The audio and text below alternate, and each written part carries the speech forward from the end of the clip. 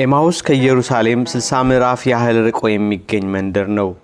ቅዱስ ሉቃስ በወንጌሉ በጌታችን በመድኃኒታችን በኢየሱስ ክርስቶስ የትንሣኤ ቀን ሁለት ሰዎች ከኢየሩሳሌም ወጥተው ወደ ኤማሁስ መንገድ ጀመሩ ይለናል። ኢየሩሳሌም ያልተረጋጋችበት ሰሞን ነበር። አርብ የስቅለት ዕለት ብዙ ጭንቅና ስቃይ እንዲሁም ተአምራትን አይታለች። ቅዳሜ ግራ ገብቷት በዝምታ ተውጣውላለች ኢየሩሳሌም። ቅዳሜ ለእሁድ አጥቢያ የትንሣኤው ብርሃን፣ የአይሁድ ግራ መጋባት፣ የጸሐፍትና ፈሪሳውያን ድንጋጤ፣ የከተማው ሕዝብ ሁሉ ግራ የተጋባበት ዕለት ነበር። ብዙ ሰዎች ወደ ኢየሩሳሌም በሚገቡበት በዚህ ሰዓት ሁለት ሰዎች ከኢየሩሳሌም እየወጡ ወደ ኤማሁስ ይጓዛሉ። ሁለቱ ሰዎች ማን ናቸው? በስራና በቃል ብርቱ ነቢይ ነበር። በአይሁድ ተገድሎ አደረ መቃብር። ይህ ሁሉ ከሆነ 3ኛ ቀኑ ነው። በምኵራባችን ላይ መምህሩን ካጣነው ተስፋ ቆርጠን ነበር ኤማሁስ ሄድነው። በግፍ ስለሞተ ይቤዠናል ያልነው 60ውን ምዕራፍ በሐዘን ተራመድን። የሚያቃጥል ፍቅሩን ሞቱን እያሰብን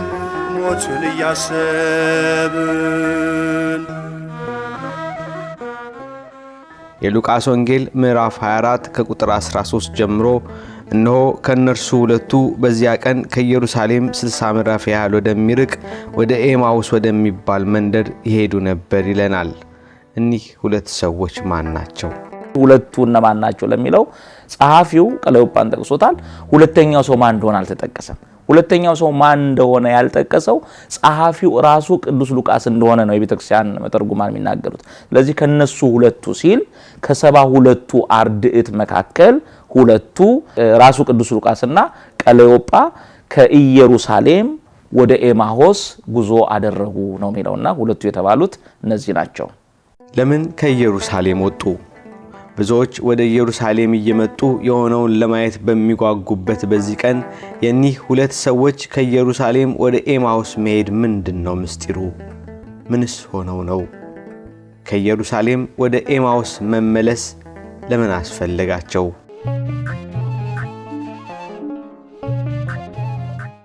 እንግዲህ መጀመሪያ የተጠሩት ለሚበልጠው ለሰማያዊ ክብር ነው። ከኤማሁስ ወደ ኢየሩሳሌም ነው እነዚህ ሰዎች ተጠርተው የመጡት እና ጉዞ ከኤማሁስ ወደ ኢየሩሳሌም ነው እንጂ የሚደረገው ከኢየሩሳሌም ወደ ኤማሁስ አይደረግም። ኤማሁስ ድሮ የነበሩበት ህይወት ነው። በዚህ ታሪክ ውስጥ የምንመለከተው ኤማሁስን እንደ ዓለም ነው መናያት።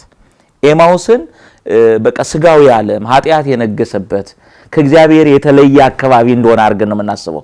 ኢየሩሳሌምን ደግሞ መንፈሳዊ ዓለም አድርገን ነው የምንወስዳት። ለዚህ እነዚህ ሰዎች ከኤማሁስ ወይንም ከዓለም ከዚህ ከስጋዊ ዓለም ከዚህ ሐሳብ ተጠርተው ወደ መንፈሳዊ ዓለም መጥተዋል። ነገር ግን የጀመሩትን ያንን መልካም ጉዞ አቋርጠው ከኢየሩሳሌም ወደ ኤማሁስ ወደ ኋላ እንዳፈገፈጉ ነው ታሪኩ የሚያስረዳንና በኋላ ይሄንን ሐሳብ የታሪኩ መጨረሻ ላይ በሰፊው ምናየው ይሆናል እና ኢየሩሳሌም ለትልቅ ነገር ተጠርተው በዛ መጓዝ ሲገባቸው ወደ ኋላቸው ነው ወደ ኤማሁስ እንደገና የተመለሱት። እነዚህ ሁለት ሰዎች ከኢየሩሳሌም እየወጡ ወደ ኤማሁስ ሲጓዙ ባለፉት ቀናት ስለሆነው ነገር በጉዟቸው ይነጋገሩ ነበር። እየተነጋገሩ ያሉት ኢየሱስ ክርስቶስ ለአይሁድ ተላልፎ ስለመሰጠቱ፣ አይሁድ በክርስቶስ ላይ ስላደረሱበት መከራ፣ በፈቃዱ ለሰው ልጆች ቤዛ ለመሆን በመስቀል ላይ ስለመሰቀሉ፣ ቅድስት ነፍሱ ከቅድስት ስጋው ስለመለየቱ፣ ወደ መቃብር ስለመውረዱ፣ በኋላም ደግሞ በ3ኛው ቀን ሞትን ድል አድርጎ ስለመነሳቱ ያንን ነገር እነዚህ ሰዎች ሰምተዋል። በዛ ነገር በጣም ስለተገረሙ ምንም የትንሣኤው እምነት በልቦናቸው ባይኖርም ፍጹም እምነት ባይኖርም በሆነው ነገር ግን ተገርመው ተደመው መንገዳቸው ላይ ምንም ከኢየሩሳሌም ወደ ኤማሁስ ቢመለሱም በመንገዳቸው ላይ ይሄንን ነው ያወሩ እየተወያዩ ሄዱ የነበረው። ያ ቀን ማለት ግን ጌታ ሞትን ድል አድርጎ የተነሳበት እነ መግደላዊት ማርያም ትንሣኤውን አይተው ሰምተው ተመልሰው ለሐዋርያት የተናገሩበት ቀን ነው። ስለዚህ ያ ስለሆነው ነገር እየተነጋገሩ እየተገረሙ እየተደመሙ በዛ ዙሪያ ላይ እየተወያዩ ይሄዱ እንደነበር ነው የሚያስረዳን። የሉቃስ ወንጌል ምዕራፍ 24ን ስናነብ ሰዎቹ ተስፋ የቆረጡ ይመስላሉ። የጠበቁት ነገር ያልደረሰላቸው መስሏቸዋል። ባለፉት ቀናት በኢየሩሳሌም የነበረውን ሁኔታ እያወሩ እየመረመሩ ተስፋ በመቁረጥ ከኢየሩሳሌም እየወጡ ነው። ጉዞ ወደ ኤማሁስ። ተስፋ ቆርጠን ነበር ኤማሁስ ሄድነው፣ በግፍ ስለሞተ ይቤዠናል ያልነው። 60ውን ምዕራፍ በሐዘን ተራመድን፣ የሚያቃጥል ፍቅሩን ሞቱን እያስብን ሞቱን እያሰብን። በመንገዳቸው ላይ ግን ኢየሱስ ክርስቶስ ራሱ ቀርቦ ከነርሱ ጋር ይሄድ ነበር ይለናል ቅዱስ ሉቃስ። አብሯቸው ክርስቶስ እየተጓዘ ሄደ። አብሯቸው ሄደው እነዚህ ሰዎች ከማመን ወደ አለማመን፣ ከመንፈሳዊ ብርታት ይልቅ ወደ ድካም፣ ከመለምለም ወደ መጠውለግ እየሄዱ ስለሆነ ምንም ሰዎች በመንፈሳዊ ሕይወታቸው ደካማ ቢሆኑም ፈጽመው ከልባቸው ካልካዱት በስተቀር ፈጽመው ከልባቸው ካላወጡት በስተቀር በጉዞ ተከትሎ የደከሙትን የሚያበረታ የሚደግፍ ከተሳሳተ ጎዳና ወደ መልካም የሚመልስ አምላክ መሆኑን ነው የሚያስረዳን። እነዚህ ሰዎች በመንፈሳዊ ሕይወታቸው ዝለዋል። ከኢየሩሳሌም እየወጡ ነው። እየወጡ ያሉትን የጀመሩት ጉዞ ትክክል አለመሆኑን ለማስረዳት እሱ በፍቅር እየተከተለ በጉዟቸው አብሮ ሄዷል። ዛሬ የምንረዳው ምንድነው? መንፈሳዊ ሕይወት ጀምረን እየጾምን እየጸለይን በመንፈሳዊ ሕይወታችን ብርቶች ሆነን ጠንካሮች ሆነን ከእግዚአብሔር ጋር ኑሮ ከጀመርን በኋላ የሚጎትቱ ነገሮች አሉ በዚህ ዓለም። የዓለም ነገር ይጎትታል፣ የሥጋ ነገር ይጎትታል፣ ከራስ ከውስጥ የሚመጣ ፈተና ይጎትታል፣ ከጠላት ከዲያብሎስ የሚመጡ ፈተናዎች ይጎትቱናል። የዛን ጊዜ የጀመርነውን ጠንካራ ጉዞ ትተን እየዛል መንገዳችን ወደ ሌላ ሲሆን እሱ በፍቅር ተጠግቶ መጥቶ ያ የጀመርነው ጉዞ ትክክል እንዳልሆነና ወደ ቀደመው የተስተካከለ መስመራችን እንድንመለስ በፍቅር ቀርቦ የሚያስተምር የሚደግፍ የሚያበረታ አምላክ መሆኑን የሚያስረዳ ክፍል። በመንገዳችን ላይ አንድ እንግዳ መጥቶ ጠየቀን በብርቱ መሃላችን ገብቶ። ዓለም የሰማውን ባያውቀው ደነቀን፣ እውነቱን ገለጥነው በእምነት ተናገር።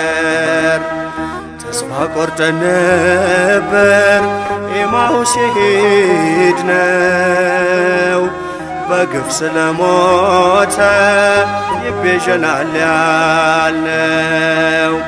60ውን ምዕራፍ በሐዘን ተራመድን፣ የሚያቃጥል ፍቅሩን ሞቱን እያስብን ሞቱን እያሰብን።